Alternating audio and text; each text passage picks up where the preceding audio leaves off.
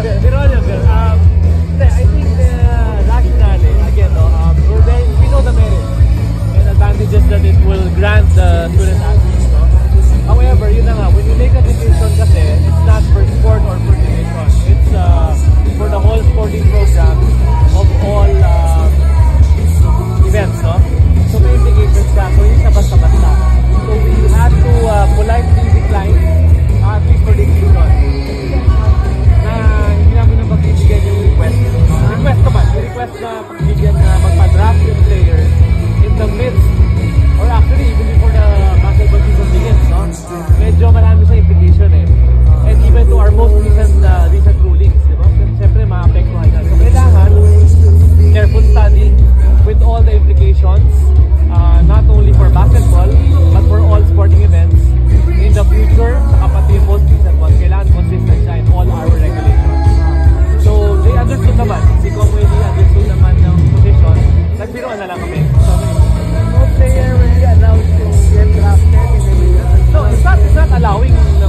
Of course, they can be drafted, it's their choice, but they have to make a choice, no? They forgo eligibility. Ganun na mangyayari. So, wala kaming binabawalan. It's just that our rule, right now, if you join the draft, you forgo yung eligibility. So, ang request is pagbigyan for this season. Medyo malapit na kasi, and again, mayroon siyang epekto, marami siyang epekto rather, sa ibang sporting events namin. So, hindi siya mapagbibigyan muna, at least for this season. But we committed na i-refer namin sa committee for a really deep study on all its implications across all our sporting events. Mga 20 yun, di ba? Ang sporting events. Clarification, pag eligible ka pa, hindi ka pwede magpa-draft. Correct. Correct. When you join the draft, then kasi kahit na hindi ka ma-choose ng team, you become a free agent. So in our eyes, you become a professional player, professional athlete. Amateur ang UAE. For now, no? For now. So yun ang aming sagot sa PBA. But kumbaga, you're not leaving any room na baka mamaya for next year pwede na mapagbigyan.